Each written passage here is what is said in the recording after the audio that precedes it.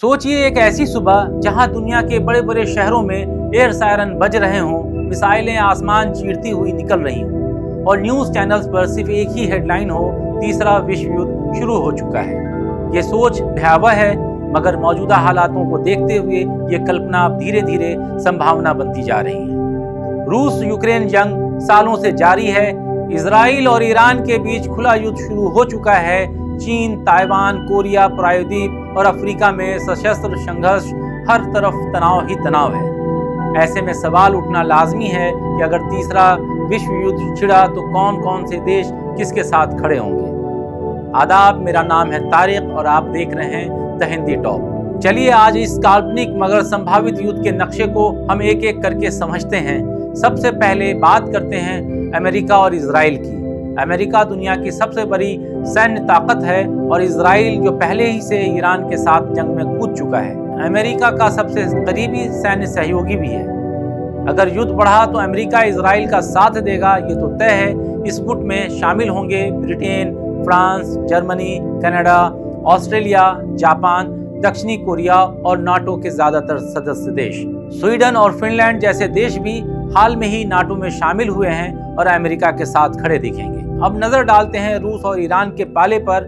रूस पहले ही यूक्रेन से जंग लड़ रहा है और खुले तौर पर अमेरिका और नाटो के खिलाफ है। ईरान इजराइल से टकरा रहा है, अब सीधे अमेरिका को भी निशाना बना रहा है। इन दोनों के साथ खड़ा होगा उत्तर कोरिया, जो परमाणु हथियारों का खुला समर्थन करता है और अमेरिका का कट्टर विरोधी है। चीन इस पूरे युद्ध में सबसे निर्णायक भूमिका निभा सकता है। चीन की आक्रामक नीतियां पहले से ही अमेरिका, ताइवान और जापान से उसके रिश्ते तनावपूर्ण बनाए हुए हैं। अगर चीन ने रूस और ईरान का साथ दिया तो ये युद्ध वाकई दुनिया की तबाही में बदल सकता है और संकेत यही मिल रहे हैं कि चीन किसी न किसी रूप में रूस के पक्ष में खड़ा होगा।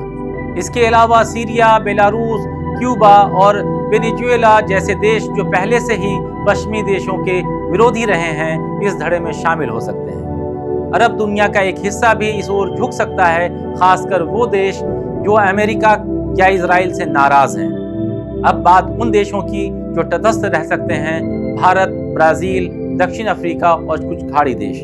भारत अब तक रूस और अमेरिका दोनों से संतुलन बनाकर चला है। ब्रिक्स समूह का सदस्य होने के नाते भारत को रूस और चीन के करीब माना जाता है, लेकिन अमेरिका और पश्चिम देशों के साथ भारत के व्यापारिक और रणनीतिक साझेदारी गहरी है।